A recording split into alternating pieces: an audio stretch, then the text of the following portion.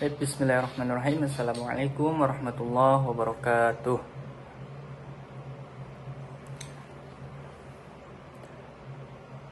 Alhamdulillah, nahmaduhu wa nasta'inu wa nastaghfiruh, wassalatu wassalamu ala Rasulillah wa ala alihi wa sahbihi wa mawala.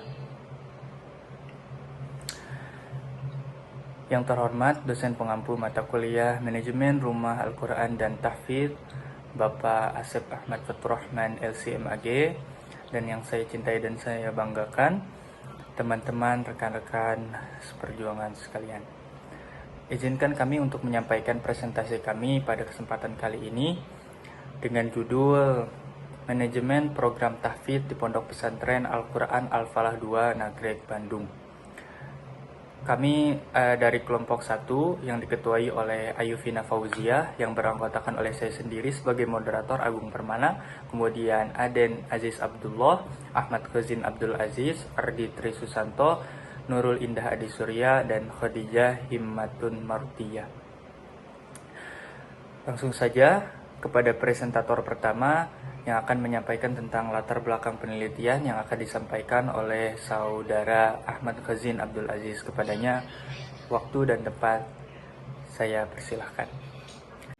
Oke, dari muatan yang kita dapat setelah kita melakukan observasi penelitian di Pondok Pesantren Al-Falah 2 Nagreg, sehingga kita dapat menggali informasi terkait proses dalam menghafal Al-Quran dan seperti apa metode dan teknik yang dilakukan untuk menghafal Al-Quran di pesantren Al-Falah 2 Nagreg. Nah, sehingga dipandang perlu metode atau teknik yang dipakai ini dipahami lebih dalam, sehingga kita dapat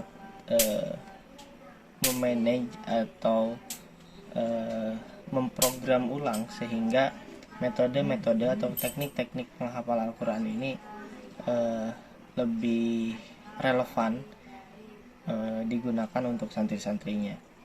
Nah, setelah kita memuat, ada metode dan teknik yang efektif yang sebenarnya banyak juga diterapkan di berbagai pesantren Al-Quran di Indonesia.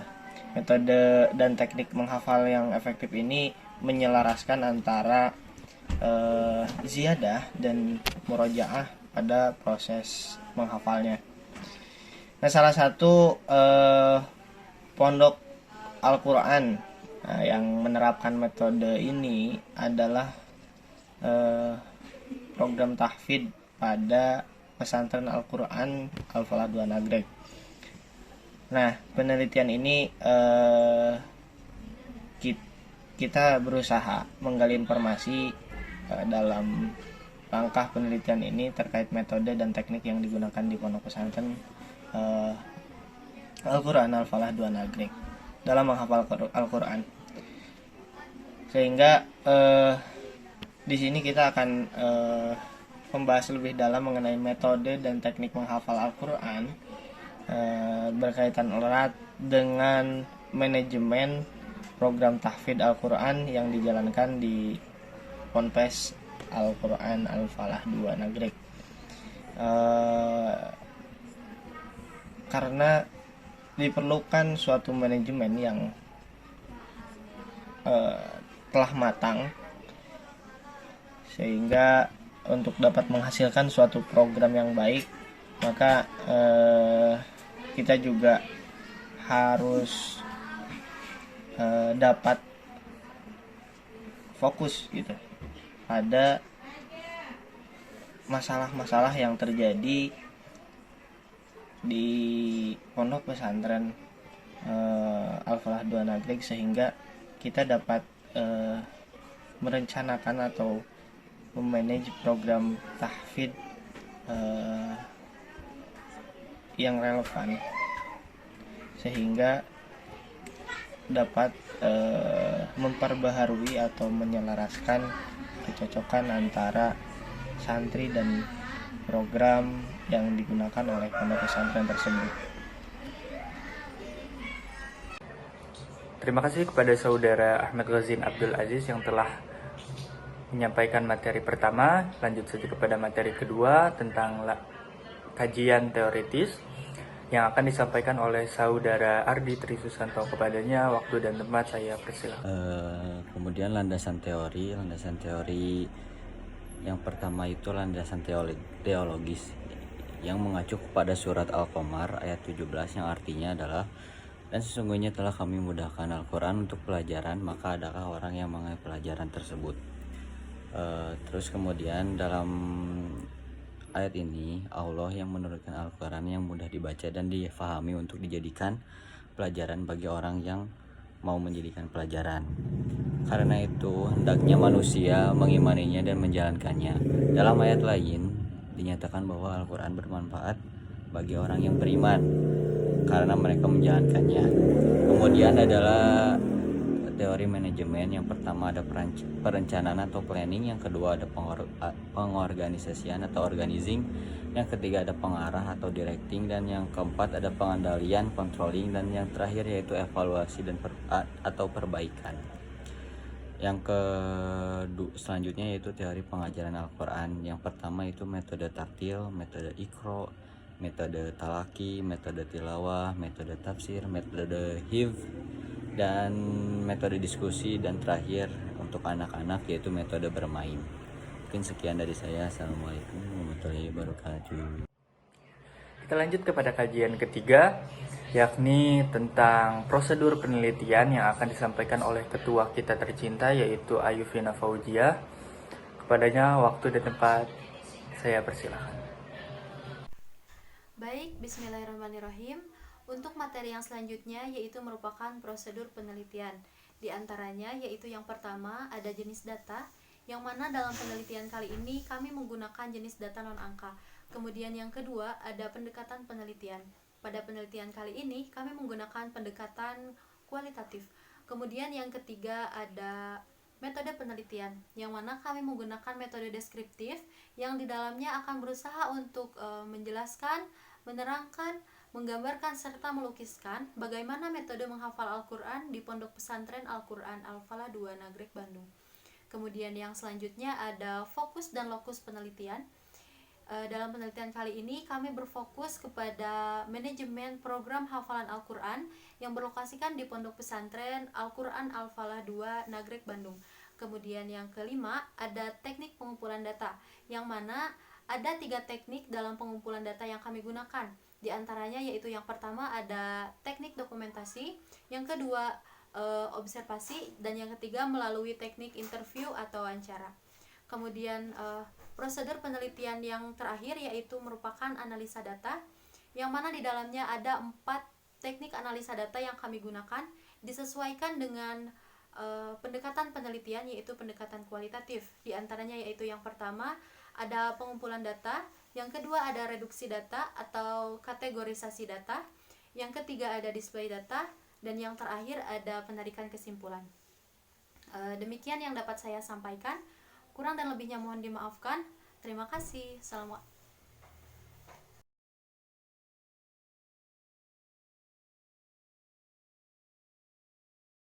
Terima kasih kepada saudari Ayufina Fauziah yang telah menyampaikan materi ketiga tentang prosedur penelitian. Kita lanjut kepada materi inti daripada presentasi ini, yakni hasil dari penelitian. Hasil dari penelitian akan disampaikan oleh 2 presentator. Yang pertama adalah Aden Aziz Abdullah, yang kedua adalah saudari Nurul Indah Hadi Surya. Kepada mereka 2 waktu dan tempat saya persilahkan. Assalamualaikum warahmatullahi wabarakatuh. Di sini saya akan menjelaskan tentang bab keempat tentang hasil dan pembahasan penelitian.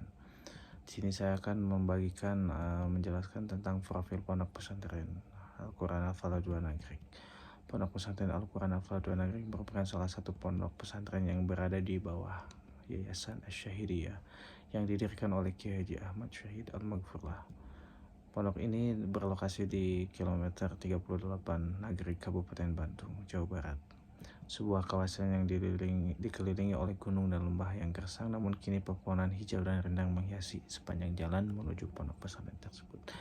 Pondok ini merupakan wakaf dari seorang dermawan yang pertama, Bapak almarhum Zainal Abidin, dan hasil juga dari yayasan. Pendirian pondok pesantren ini berangkat dari sebuah keinginan yang kuat untuk mengembangkan nilai-nilai Qurani. Di samping tuntunan kondisional lokasi pondok pesantren yang sudah tidak kondusif untuk menampung jumlah santri, maka didirikanlah pondok pesantren Al-Falah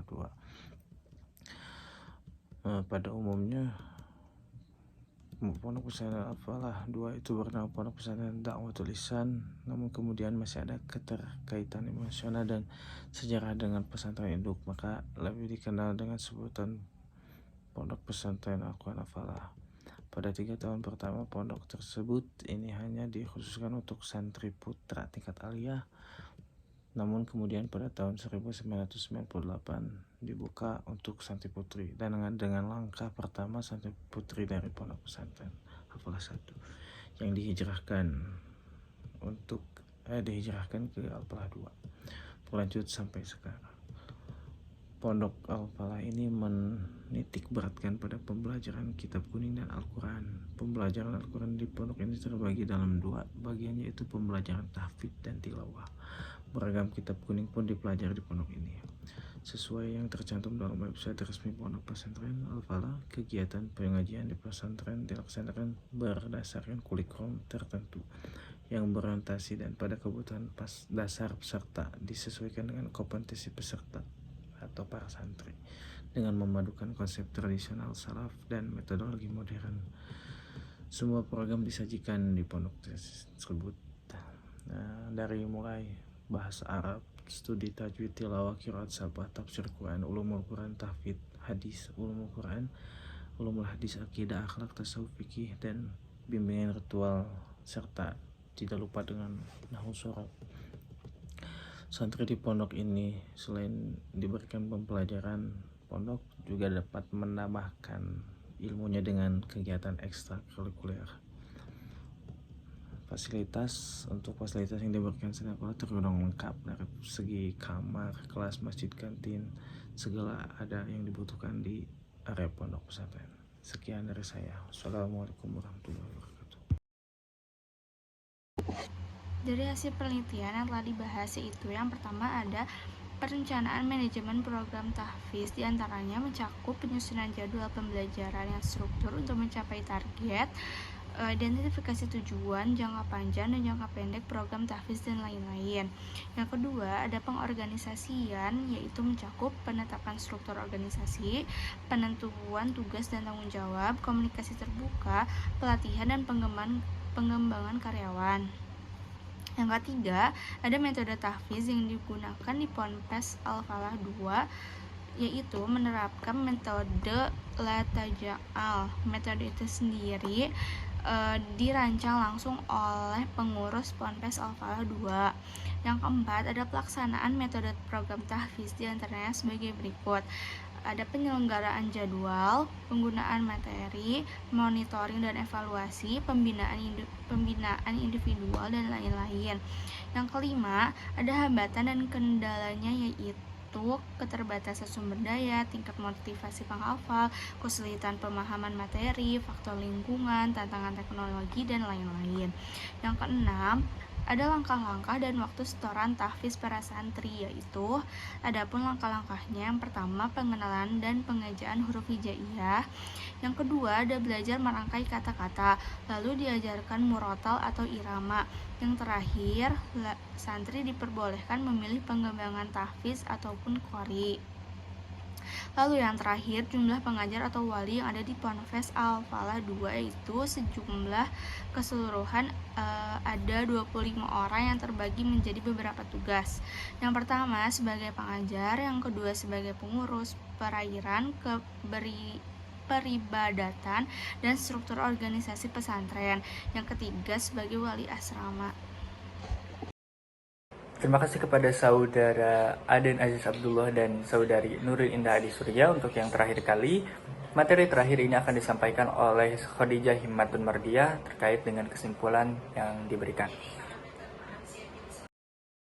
Selanjutnya, dari kesimpulan, bahwa di kesimpulan ini terdapat kesimpulan umum dan khusus. Pertama, kesimpulan umum. Pada Pondok Pesantren Al-Quran Al-Falah 2 ini memiliki perencanaan, perorganisasian, dan metode yang terstruktur untuk pengelolaan dalam metode tahfiz secara efektif. 2.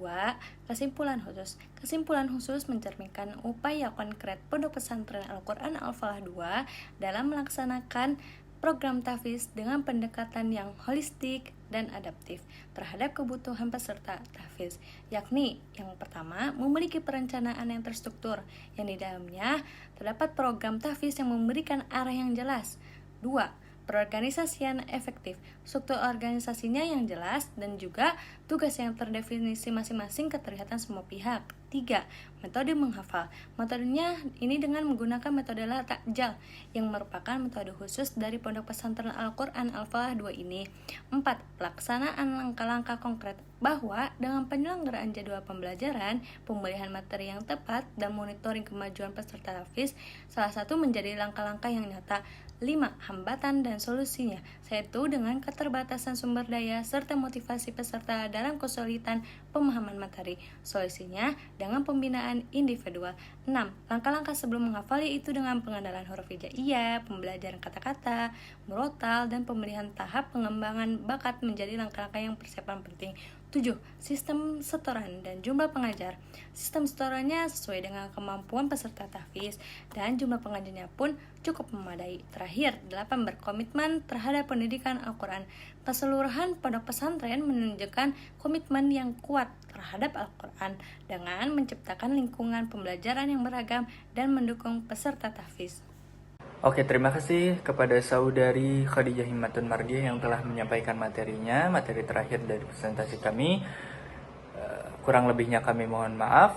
Wabillahi taufiq wal hidayah, waridho wal inayah. Semoga semua ilmu yang kita dapatkan hari ini menjadi berkah. Wassalamualaikum warahmatullahi wabarakatuh.